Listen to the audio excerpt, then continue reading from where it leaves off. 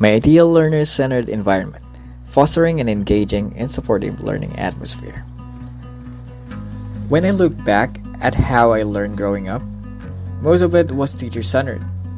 We memorized, listened, and rarely questioned. Back then, I thought learning meant simply following instructions. But as I started working, especially when I became a supervisor, I realized real learning doesn't happen through authority. It happens through trust, initiative, and the freedom to explore. The turning point. In that role, I trained and guided people with different strengths and personalities. I saw that the best results came not when I told them what to do, but when I let them figure things out and supported them along the way. That experience opened my eyes. Learning should empower, not confine. And that's what shaped my vision of a learner-centered environment. Vision. My vision is to create a space where learning feels human, where every learner feels seen, respected, and capable. It's a place where curiosity is stronger than fear, and where every question leads to discovery. Learning philosophy. As an IT specialist now, I've learned that technology and curiosity go hand in hand. A learner-centered classroom is like a digital workspace. The teacher becomes a facilitator, guiding exploration, and letting learners take charge of their own process. It's the same principle I use as a supervisor. Equip them, trust them, and let them grow.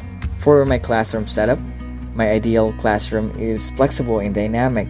Chairs can move, spaces can shift, and technology bridges ideas. Tools like Google Classroom, Canva will help learners collaborate and visualize their thoughts. It's not just about teaching lessons, it's about designing experiences.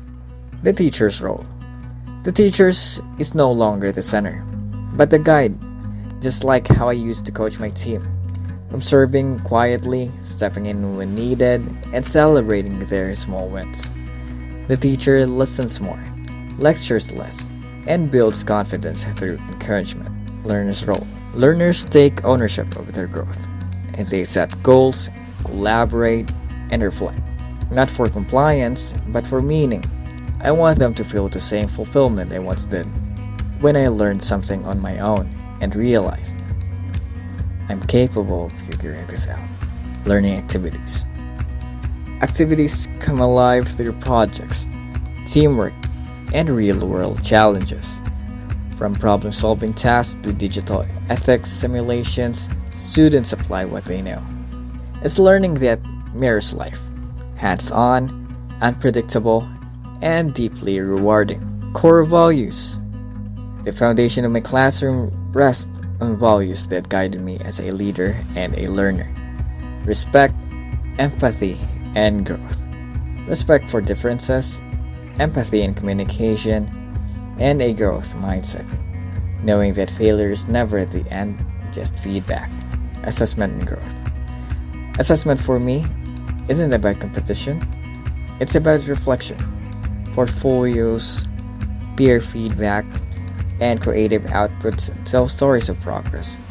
Because growth is more powerful when learners can see how far they've come. Outcomes. The learners I imagine are independent, collaborative, and purposeful. The kind of people who can adapt, innovate, and lead, not because someone told them to, but because they've learned how to learn. So, from being a student of a teacher-centered system to becoming a supervisor who learned to trust people's potential, I've come to believe that learner-centered environments are the future of education.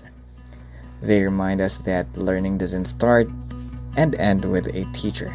It begins with the courage to explore. And so when we empower learners to take the lead, we don't just teach lessons, we awaken purpose. Thank you. And that would be all for my ideal learner-centered environment, fostering an engaging and supportive learning atmosphere. Thank you, and